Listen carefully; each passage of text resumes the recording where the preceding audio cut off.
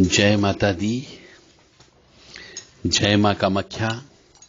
देव Radha trust Satyavani channel से आप हिंदू सनातन धर्म की किताबों में जो ज्ञान भरा हुआ है, रसमय ज्ञान, जिंदगी जीने का ज्ञान, उस ज्ञान की कुछ बूंदें हम आपके सामने प्रस्तुत कर रहे हैं। परंतु पहले पापों का नाश तो कर ले। ज्ञान भी आप तभी लेने में सक्षम होंगे जब आपके प्रारब्ध कर्म में पुण्य कर्म आएंगे, तभी यह ज्ञान आपको प्राप्त होगा, तभी इस ज्ञान का आप उपयोग कर पाओगे, अन्यथा उपयोग भी नहीं कर पाओगे। क्योंकि जब आप पैदा हुए हो तो आपकी पूरी जिंदगी की किताब पिछले जन्म के कर्म के अनुसार जो बीज बोकर के आए थे, उसका फल लिख करके ईश्वर ने भेज दिया।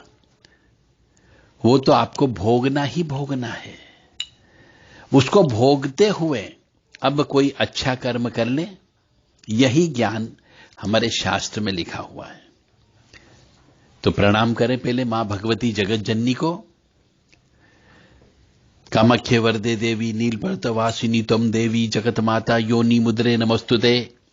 कामाख्ये काम संपन्ने कामेश्वरी हर प्रिये कामनाम देहि में नित्यम कामेश्वरी नमस्तुते। कामदे काम रूपस्ते सुभगे सुरसेविते करोमि दर्शन देव्यम सर्कामार सिद्धयेत।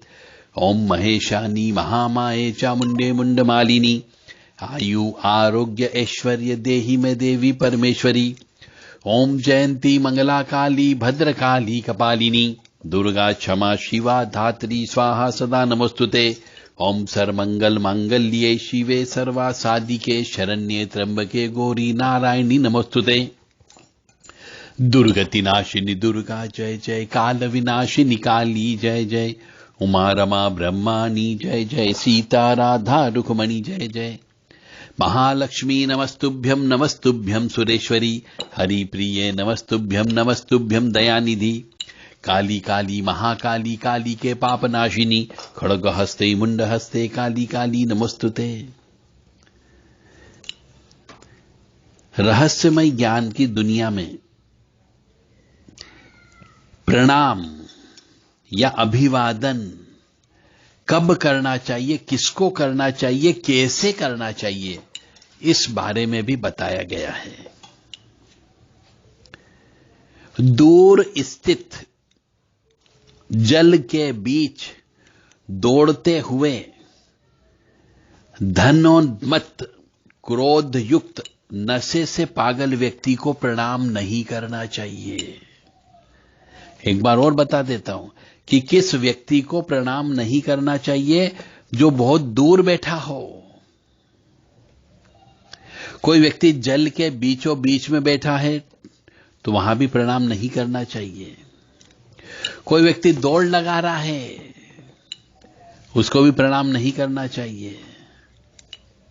कोई धन के मद में उन्मुक्त है, उसको भी प्रणाम नहीं करना चाहिए। और जो क्रोध युक्त हो, उसको भी प्रणाम नहीं करना चाहिए। और जो नशे से पागल हो, ऐसे व्यक्ति को भी प्रणाम नहीं करना चाहिए।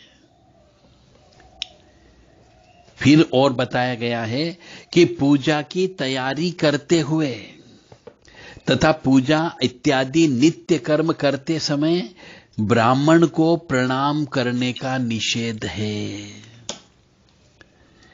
मतलब यदि कोई ब्राह्मण पूजा की तैयारी कर रहा हो, पूजा उससे संबंधित नित्य कर्म कर रहा हो, तो उस समय ब्राह्मण को भी प्रणाम नहीं करना चाहिए।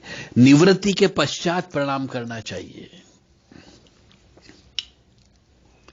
अपने सभी समान वर्ण या ज्ञाति एवं बांधवों में ज्ञान वृद्ध तथा वयोवृद्ध द्वारा प्रणाम स्वीकार नहीं करना चाहिए। इससे अपनी हानि होती है। यानी कोई व्यक्ति जो अपनी समान जाति का हो, समान वर्ण का हो और परिवार का हो, तो ऐसा कोई ज्ञानी वृद्ध व्यक्ति या कोई वृद्ध बूढ़ा व्यक्ति वो प्रणाम करता हो आपको, तो उसका प्रणाम स्वीकार नहीं करना चाहिए, इससे अपनी हानि होती है। और स्त्रियों के लिए साष्टांग दंडवत प्रणाम नहीं करना चाहिए। कहीं पर भी, चाहे वो देवी जी मंदिर में जाए या कहीं पर भी जाए, स्त्री के द्वारा साष्टांग दंडवत प्रणाम करना वर्जित बताया गया है। उन्हें हमेशा बैठ करके ही प्रणाम करना चाहिए। साष्टांग प्रणाम किसे कहा जाता है? जानू, पैर, हाथ, वक्ष, शिर, वाणी, दृष्टि और बुद्धि, इन सबको मिलाकर के जो प्रणाम किया जाता है उसे साष्टांग दंडवत प्रणाम कहते हैं। परंतु शास्त्र क्या कहता है कि वसुंधरा न सहते कामिनी कुछ मर्दनम। इस सूत्र के अनुसार स्त्री द्वारा साष्टांग दंडवत प्रणाम का निषेध है, अतः उसे बैठकर ही परम पुरुष को स्पर्श न करते हुए पंचांग प्रणाम करने का आदेश है।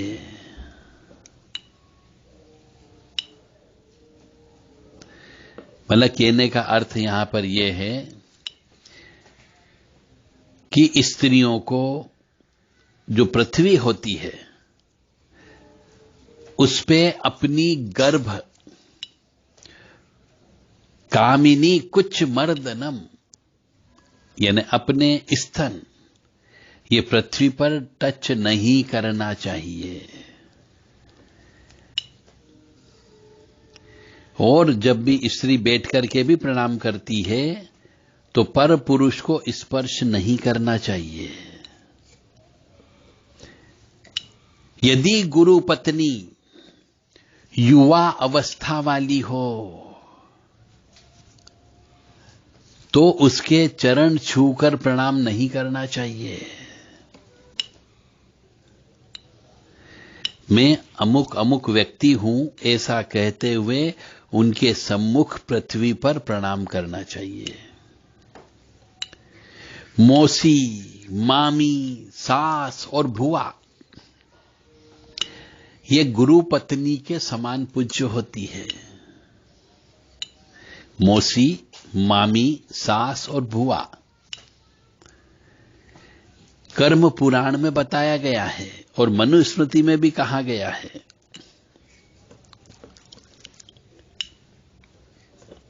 इसलिए इनको भी, यदि ये जवान हो, युवा अवस्था में हो, तो इनको भी छू करके प्रणाम नहीं करना चाहिए। ऐसा शास्त्र मत कहता है।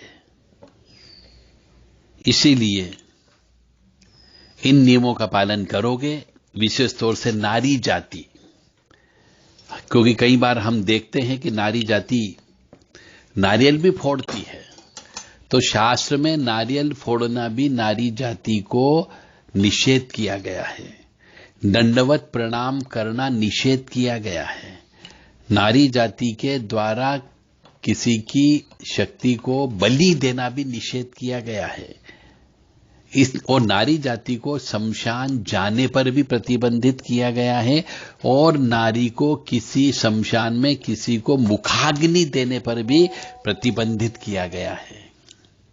और नारी जाति को उसके मासिक धर्म की अवस्था रहते हुए, अशुद्ध अवस्था रहते हुए भोजन बनाने पर भी निषेध किया गया है। तो इन चीजों का पालन करने पर ही नारी सुख दे सकती है, अन्यथा उसे जीवन में दुख अवश्य प्राप्त होगा। तो अब आपको अब समझ में आया होगा कि किन किन व्यक्तियों को किस किस समय पर प्रणाम करना चाहिए, किस समय पर अभिवादन करना चाहिए, कब करना चाहिए, किस समय करना चाहिए, किसको करना चाहिए और कैसे करना चाहिए। इन सब के बारे में हमने जानकारी आपको प्रदान कर दी। जय माता दी।